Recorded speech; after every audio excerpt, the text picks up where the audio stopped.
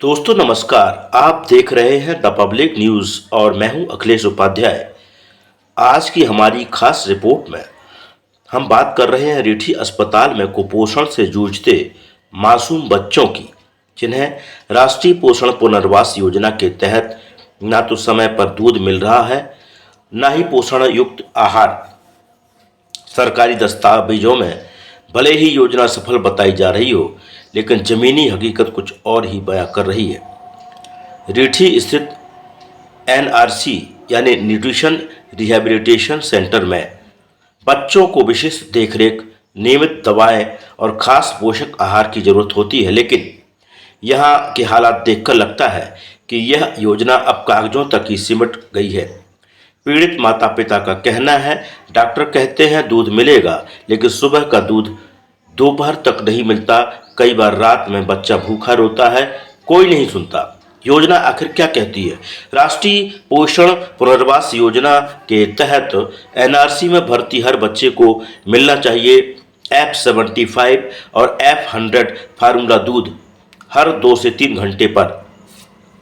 ऊर्जा और प्रोटीन युक्त भोजन जैसे खिचड़ी, दाल, केला, अंडा, दूध से बनी खीर, विटामिन ए, जिंक, आयरन जैसे सप्लीमेंट्स, साथ ही साफ सफाई और शुद्ध जल की व्यवस्था। लेकिन जब दूध ही समय पर नहीं मिलेगा तो पोषण कहाँ से मिलेगा? रीठी एनआरसी में क्या चल रहा है? सूत्रों की माने तो दूध सप्लाई में नियमितता नहीं है। कई बार फार्मूला दूध की जगह साधारण दूध दे दिया जाता है। स्टाफ भी लापरवाह है। रिकॉर्ड में तो बच्चों को सब कुछ मिल रहा है, लेकिन हकीकत में नहीं। आंकड़े क्या कहते हैं? भारत में हर साल 10 लाख से ज़्यादा बच्चे गंभीर कुपोषण से पीड़ित होते हैं। मध्य प्रदेश कुपोषण के मामलों में अभी भी शीर्ष राज्यों में से एक है। एनआरसी को ऐसे बच्चों के लिए जीवन रक्षक केंद्र माना जाता है, लेकिन रीठी जैसे अस्पतालों में योजनाएं सिर्फ रजिस्टर में चलती दिखती हैं। आखिर जवाबदेही किसकी है? पोषण पुनर्वास योजना राज्य और केंद्र सरकार की साझी जिम्मेवारी है। जिला चिकित्सालय अधिकारी, सीएमएचओ, एनआरसी प्रभारी और अस्पताल अधीक्षक इस लापरवाही के लिए सीधे तौर पर जिम्मेवार हैं। जब सरकारी रिकॉर्ड में हर चीज सही दिख रही है, तो फिर बच्चों को समय पर दूध क्यों नहीं मिल रहा? इसके नतीजे क्या हो सकते हैं? बच्चों की जान को खतरा, माताओं का विश्वास अब सरकारी सिस्टम से उठ रहा है। योजना के नाम पर धन का दुरुपयोग हो रहा है। अब सवाल यह उठता है, जब सरकारी योजनाएं इतनी संवेदनशील हैं, तो इनके क्रियान्वयन में यह लापरवाही क्यों?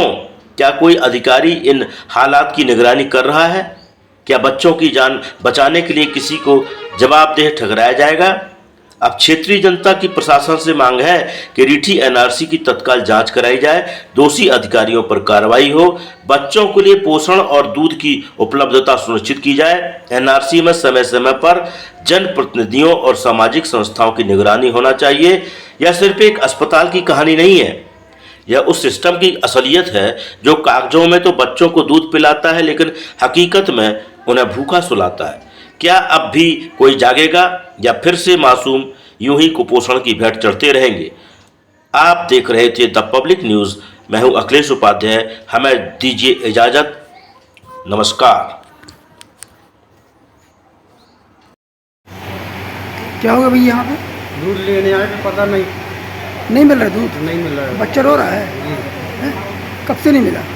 मिला मतलब सवेरे मिला, अभी नहीं मिला। कम से कम 10 बजे की नहीं मिल रहा। नहीं मिल रहा है? कहाँ से हो? हथखुरी। कितने दिन से भर्ती है? ये हो गए मेरे को 12 दिन। 12 दिन हो गए। क्या नाम है आपका? मनोज साहू। कहाँ से हो भाई? तो यहाँ पे भोजन की व्यवस्था मिलती है? दूध वगैरह बच्चों को अभी मिलेगा। मतलब खाना अभी मिलेगा, टाइम हो जाएगा। अभी मिलेगा? और दूध वगैरह? सुबह मिला था एक बार। तो जैसा आपके बच्चे पति बता रहे हैं कि दूध नहीं मिला। सुबह मिला था तो पी लिया पूरा, फिर से रो रहा, नहीं दे। और चादर वगैरह मिली यहाँ? नहीं। नहीं मिली।